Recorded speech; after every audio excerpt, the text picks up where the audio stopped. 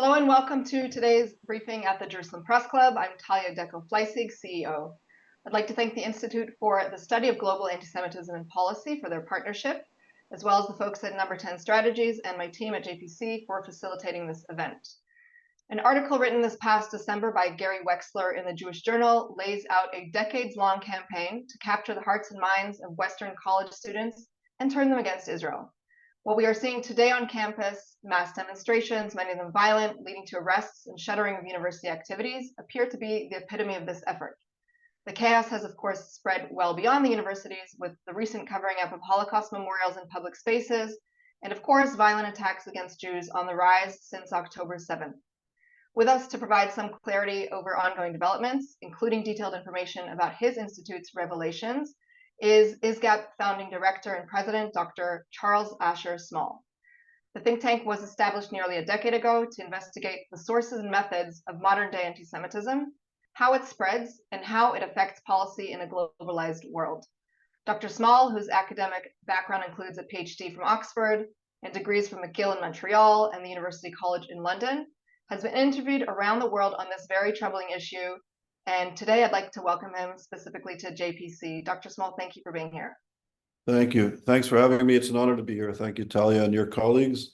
So I'll be brief, and then I'll be happy to take questions or comments. So I'd like to start off by saying two simple facts. One, the Jewish people were systematically exterminated during the Holocaust for not being white and for poisoning the purity of the white Aryan race. And this was the basis of racist anti-Semitism that led to the catastrophe of the murder of 6 million Jews and the decimation of European society. 80 million Europeans died, European infrastructure destroyed by anti-Semitic fascism. Israel was also perceived as the only democracy in the Middle East, and that Zionism was a way for the Jewish people to articulate their self-determination. Fast forward to 2024, the Jewish people are now in the halls of our best universities defined as white, and not that we're white, welcome to the club, and we're terribly sorry for what happened to you, but no, now the Jews are being portrayed, and Israel and Zionism is being portrayed as problematic, as the Jewish people supporting, or as Jewish people being white racist, white supremacist, supporting an apartheid system, supporting occupation, colonialism, and imperialism, and now supporting genocide. And that Israel is a problem. I've been attending some of the best lectures and meetings at Columbia University and NYU in recent months, and I hear from the great professors, doctoral students, the justification of October the 7th as an act of resistance, using postmodern theory, post-colonial theory, social theory, and philosophy to justify the ending of the occupation by all means necessary, and from gender studies professors at Columbia University, justifying the sexual brutality that happened on October the 7th as a form of resistance. So this is a call for the ending of the occupation, that's all of Israel, and that they were even arguing that the violence was caused by the presence of the Jews on the land. This is from professors, this is from doctoral students, this is an important element of academic discourse today. At ISGAP, the Institute for the Study of Global Anti-Semitism and Policy, we're a research center, we do programming, we have a small research center at Cambridge University in the United Kingdom. We train professors at a program at Oxford University. We have over 500 graduates from 40 countries where we help professors to create courses on contemporary anti-Semitism. We're starting a postdoctoral training program at NYU, the University of Miami, and hopefully in Dallas, Texas. So expanding and legitimizing the study of contemporary anti-Semitism, which is essentially non-existent today as we speak in academia. One of our, I guess, flagship projects now, we have many research projects. We have 75 research fellows from around the world connected to ISGAP, leading professors. One of our key research projects now is called Follow the Money, and we've been doing this for 11 years. Basically, what we've done, since October the 7th, we've published 8 reports, and I'll be very brief on this. We've done one project called Networks of Hate, where we show how the Qataris have nearly $1 trillion in assets that they're using for soft power, investing in our best universities in the United States and Europe and Canada and around the world, buying the media of record, buying PR firms and law firms, using this $1 trillion in assets as soft power to portray the Qataris as a moderating force in the region, a friend of the West and a friend of other people. What we also did is a report on the ideology of the Muslim Brotherhood, Qatar, and Hamas. And I think what's very important to understand is that Qatar is a tiny country with less than 350,000 citizens. They're giving more money to American and European universities than any other country in the world. So why would a tiny country of less than 350,000 citizens give more money to Western universities than China, Russia, European allies, Canada? And I think it's very important for us to understand that the royal family of Qatar has a bay'ah. A bay'ah in Islam is a spiritual oath to the Muslim Brotherhood. So they follow all of the religious edicts, fatwas, and rulings of the Brotherhood and represent the Brotherhood in their use of soft power and political influence that they're exercising throughout the world. So this is very important to understand. The Muslim Brotherhood started 100 years ago. And I won't give you a whole academic explanation of the Brotherhood, but essentially it takes, I think it's a perverted notion of the great religion of Islam. It's a very narrow understanding of Islam. It takes the protocols of the Elders of Zion, the European anti-Semitism that led directly to the Holocaust, and even Nazism, and fuses it with their narrow understanding of Islam as a core element of their ideology. The goal of ISGAP, in the words of Yosef Qaradawi, who was the spiritual leader of the Brotherhood and also started Islamic studies at Oxford University, where I went to school, he argued that the true believer is obligated to complete the work of Hitler. This was a core element of his teachings that is followed by the Qatari regime. So the Qatari regime's goal and the Muslim Brotherhood's goal is to remove and isolate, distance Israel from the West and from the United States, to destroy it, and to use anti-Semitism as a way to fragment and weaken and then destroy the great Satan, the United States of America.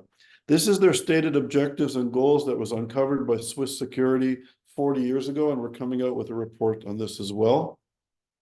And we can see that they've unfortunately made progress by influencing scholarship, where young Americans and young Europeans learn to become citizens at our finest universities. They learn, what a Jew is, what Israel is, and what democracy is. And we can see these issues being played out. 2 days ago, we came out with a report on SJP, the Students for Justice in Palestine, which is directly connected to it was kind of born out of the AMP, the American Muslims for Palestine, which is a Muslim Brotherhood organization. So SJP is directly connected to AMP, which is a Brotherhood organization, and follows that ideology.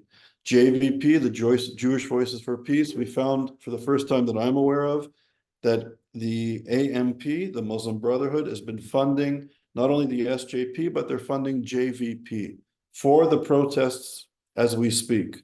So for the first time in our report, we've ascertained clear evidence, this was said by the AMP's legal counsel, that they are funding SJP and JVP. We have another report that came out a few months ago on Texas A&M. We found that the Texas A&M had a contract. They were trying to keep it confidential, but we uncovered it. They had a contract with the Qatari Foundation of $1.3 billion that was given by the Qataris to Texas A&M. We uncovered 502 research projects that Texas A&M gave all of the intellectual property rights to the Qataris, which is odd. And we flagged 58 projects, research projects, that the Qataris now own, with dual-use military and even nuclear research with military implications. And I'm choosing my words carefully. So this is a regime that has a very important American military base, but it's also a regime that has good relations with the Iranian revolutionary regime, and we know they're trying to get nuclear devices and weapons. They have good relations with the Taliban. They have good relations with Al-Qaeda to this day. And as we know, they fund and support the Muslim Brotherhood offshoot Hamas. So this is a very troubling.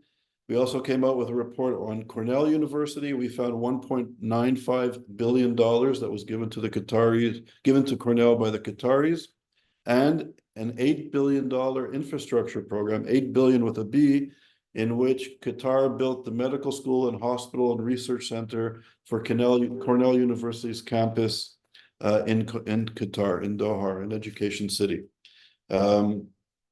So these are so in broad strokes, this is what we're doing, and I'd be very happy to hear your comments or take any questions. Sure. Thank you very much for that, first of all. What you're describing, first of all, sounds like, you know, really a strategy that's gone for quite a few years. So first, I'd like to ask you specifically about the timing now in terms of October 7th. We've seen this just getting worse and worse. And if you can elaborate a little bit on that, like what the strategy was in terms of not necessarily waiting up until now, but what were these very different organizations doing up until now, and what happened over the last few months. And then I think I'd also ask, you've been describing something that if we were talking about, I don't know, NGOs or other kinds of organizations, there's regulations in place. FARA, for example, we're talking about a sovereign government, and are there kinds of regulations when it comes to higher institutions of education that are being looked at? You know, are there efforts that other people are making? Are there policy suggestions you have to that end? So yeah, important questions. Thank you. So we're working now. We're presenting our research in Washington to security, to anybody basically who would like to listen to us. We're very concerned. There are laws in the United States that foreign gifts of over $250,000 to universities or nonprofit organizations need to be reported to the government and the Department of Education and the IRS. These laws are not being enforced, effectively. So we're calling on, you know, a shift of policy to make the regulations more stringent and to be enforced. It's very important. So the universities are obligated under the law to report the funding. So that's one issue, I think. And now I think finally lawmakers are realizing that anti-Semitism is a threat to our universities and to the stability in the United States. And there seems to be more traction in the halls of Congress and the Senate to do something about it. I'm hopeful. I think in terms of what was going on campus, you know, maybe in a time of crisis, there's opportunities, and also things perhaps become more clear. The fact that leading scholars like Judith Butler and Rashid Khalidi and other kind of postmodern so-called progressive scholars, perhaps their masks are coming off and they're supporting Hamas, and they're basically supporting the resistance, the murder of innocent Israeli citizens and others. Maybe in a way, if the mask is off, that's good. The fact that SJP, that paraded themselves as a kind of progressive, multicultural organization seeking justice, the fact that days after the massacre, days after the pogrom, they said that they're not just supporting the people in Gaza or Palestinians or for a ceasefire. They said that they are Hamas. They're not just supporting Hamas, they are Hamas. And they got into, they're probably in some legal trouble now for saying that, and that was part of their toolkit.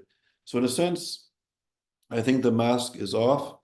And I believe, I hope that, you know, the average American or the average British person or European person seeing these, I don't know, this sort of ugly discourse, the support of violence, the support of anti-democratic, anti-American, violent entities in our classrooms and on our campus. I think more and more people are aware that something needs to be done, and this is really a crisis.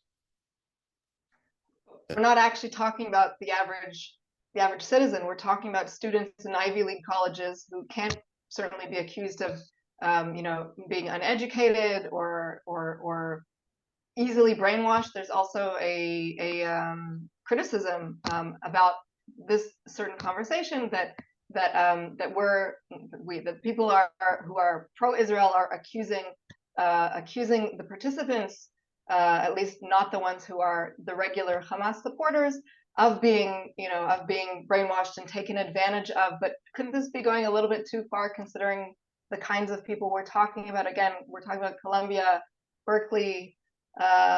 These are people who come from homes with a little bit more education in their backgrounds.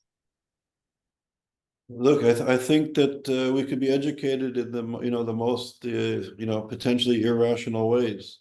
The fact that universities were the foundation of Nazism in Europe and Germany, looking back is astounding. When we look back at the science of eugenics and racial hierarchy, with a good liberal education in 2024, we look back in horror that professors and students at the finest universities in Germany and Central Europe were, believing this stuff. That colonialism was really, justifying this type of ideology. And,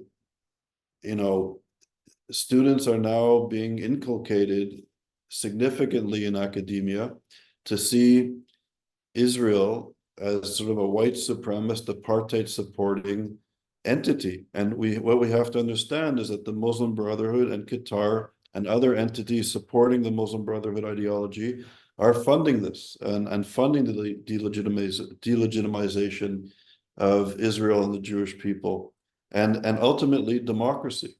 We'll have a report coming out on the South African connection to Iran and the Qataris in terms of their court case in The Hague, which will be out, I hope, in a few weeks to a month.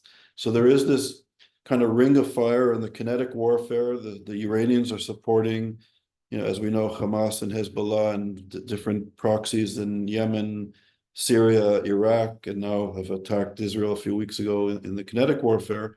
But also in the ideological warfare, radical political Islam is delegitimizing Israel and the Jewish people at the political and level of public discourse and the like. And this is taking root in our media, and this is taking root in academia. And as a result of this shift in public discourse, it's happening on our streets, and it's even happening in the powers of our government. And I think we really need to take a stand on any form of hatred. I'll take a segue from the last thing that you said. One journalist is asking really about the role of government and asking whether you've been able to make any connection between the Qatari funders and members of the squad on the progressive flank of the Democratic Party. It's a good question, and I think if there's any investigative journalists on the call, this is an issue that should be taken at the most serious level. We know that members of the squad are connected to radical Islamist, not Muslim, but political Islamist organizations and the extreme left. And I think within this context too, and I don't want to get too academic and esoteric, but we are living in a time of great sort of economic crisis and political crisis. There are governments that or states that are becoming weaker. Some states are failing in parts of Africa and the Middle East. There's a migration crisis. This migration crisis, I think, is creating the reaction to it is sort of extreme kind of nationalism in North America and Europe, and kind of right-wing extremism attacking the center. We have the radical left attacking the center and political Islam attacking the center. And these three very different social movements have in its core ideology sort of this genocidal anti-Semitism. And I think the squad in many ways is representing this sort of red-green alliance. And the red-green alliance, the radical left and radical political Islam, is a political phenomenon, but it's also a ideological and intellectual phenomenon, because you have the radical left in academia wanting to get rid of Western hegemony, to liberate those people that were once colonized or still being, victims of neo-imperialism, in the words of the radical left, and the radical political Islamists who want to rid Islamic spaces or land to replace the modern state, which they perceive as a vestige of imperialism, of Judaism and Christianity with an Islamic caliphate. They want to get rid of Western hegemony. So you have this sort of odd red-green alliance where the radical left and the radical Islamists want to rid the colonized world of the influence of the West, and they perceive Zionism and the Jewish occupation, if I can use their term, as a vestige of Western imperialism that needs to be uprooted as well. So you have this red-green alliance, which I think the squad really represents that sort of political dynamic in the United States of America, and they get support from the radical Islamist and the radical left. So where then does that leave the alignment of the political alignment of the Jewish community if they no longer have, a house, at least within that section of the Democratic Party, and the alternative is Donald Trump's Republican Party, which of course you can take that wherever you want to take it. What's left for the Jews in the States? It's a good question. I can't speak for the Jewish community, but I think your question points to, I think a crisis in the Democratic Party, a crisis in other liberal parties in Canada and the United Kingdom and even in France and other Western democracies, where liberal parties were once the home of have been the home of the Jewish community or communities for generations. And I think you see in the United Kingdom, in France, increasingly in Canada, and perhaps beginning in the United States, Jewish communities leaving the traditional political parties that have been affiliated for generations because of this crisis on the left, on the extreme left. How far the squad and the radical left and the Democratic Party will enter the mainstream of the Democratic Party will remain to be seen. I know in the Canadian context, there's a real shift in the Canadian Jewish community. It seems that if there's an election now, the Conservative Party will win a lot of support within the Jewish community of Canada. The same happened in the UK with Corbyn. It happened in France years earlier. So there is this shift happening in democracies when it comes to these issues. Can you elaborate a little bit more on the anti-Semitism coming from the right side? There's a question from one of the journalists. Yeah, so I think, as I was saying earlier, there's this attack on the democratic center by the radical left, by political Islam, and the radical right, white nationalism and white supremacy. And these reactionary extreme movements are growing and attacking the democratic center. And I think also the radical right in the United States and other parts of the world is growing significantly. They're using anti-Semitism, xenophobia, anti-immigration rhetoric to articulate their concerns and to gain support. And I think it's a threat. We have sort of the fragmenting of the democratic center happening in ways in which, and we can see the radical left on campus, the so-called left on campus, are beginning to become more violent and more vocal. And I think there are concerns that the radical right is gaining popularity, and there are also elements that are violent. So these are real threats to our political stability and to minority communities in the United States and around the world. Two separate questions that I'm going to actually try to combine together because of a lack of time. Somebody's asking why the U.S. administration is so insistent on using Qatar as the mediator for negotiations with Israel. My guess is because there's nobody else, and they're the ones with the influence. But if the administration knows about all of these findings that you clearly have and have information on, and then the second question is, is the information that you're giving people that you're meeting with in government falling on deaf ears, or are people taking it into consideration when making their decisions, in your opinion?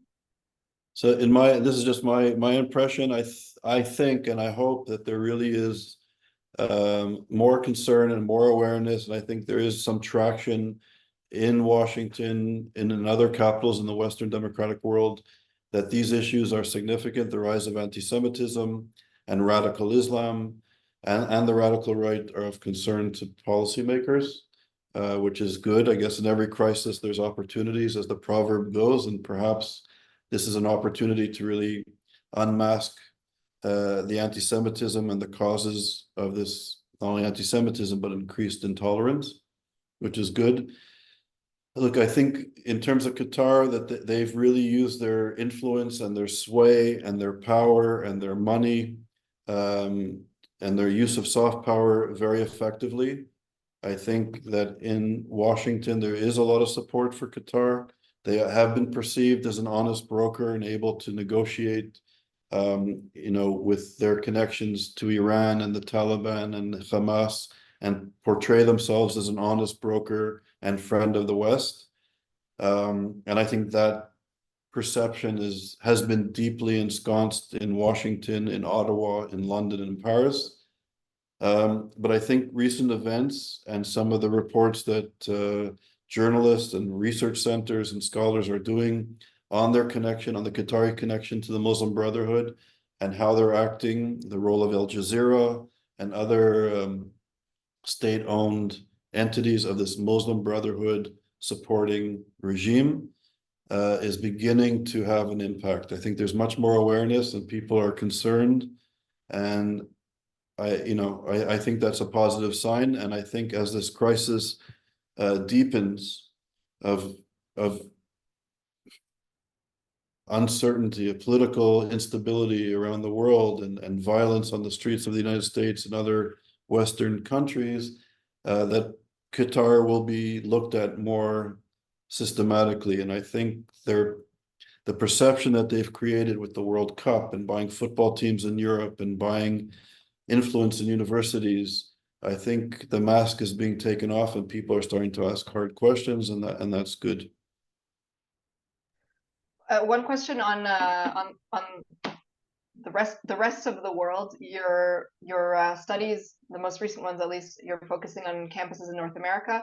Are you able to estimate how closely these processes are aligned in other parts of the world? Is it happening in the same at the same pace, to your knowledge? So it's definitely happening in other democracies. We've done some research in the Canadian context. I work with colleagues who are, very knowledgeable on the UK context in Britain, and it's definitely a serious issue there. I guess the headquarters of the Muslim Brotherhood was moved to London a while ago. The influence of radical political Islam in the UK on the streets, so we've been seeing the protests and the rhetoric on the streets of London, but also in the best universities in the UK, at the Sorbonne and Italian universities. It's definitely an issue that we need to examine more closely, and it's definitely an issue of importance, I would argue, in other democratic countries. There is one phenomenon that has been spread on social media quite a bit, in relation to everything that you're saying, and that's the fact that just because we know of the correlation between the money in the universities and where the money is coming from, it doesn't necessarily prove causation, that this is what is causing the actual protests on campus. I'm sure you'd like to address that. Yes, that's a great question. So of course, there's some level of causality. We know that the Muslim Brotherhood, an option, the Muslim Brotherhood and the American Muslim for Palestine organization is funding SJP and now Jewish Voices for Peace. This is the Muslim Brotherhood funding student organizations, and we see what these organizations are doing. So the connection is important. So I would like to sort of pose the question. I think because we do not have the same rigor in understanding what contemporary anti-Semitism is, people are in denial. People are saying, there's one definition of anti-Semitism, like the IRA definition, and then other people say, well, that's not really appropriate. We have another definition, from the river to the sea, or globalize the Intifada is really not anti-Semitic, right? In academia, these are the discourses. So there's confusion of what anti-Semitism is, and I would submit to you, unlike issues of racism, gendered inequality, I think we're much more literate, because for the last 40, 50 years, if you get a good Western liberal education, you understand to some extent what sexism is, what racism is, what homophobia is. But when it comes to the study of contemporary anti-Semitism and education, it's non-existent. We know that you can take courses on the Holocaust, but it's very difficult to learn about contemporary anti-Semitism. So I would submit this to the person who asked the question.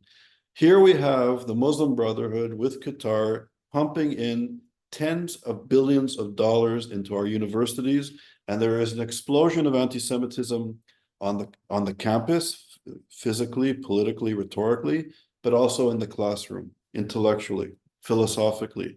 And that demonization of Israel, of Zionism, and the Jewish people started in Middle East studies decades ago and has now shifted to the other social sciences and humanities. This is well known and documented. So what's the correlation?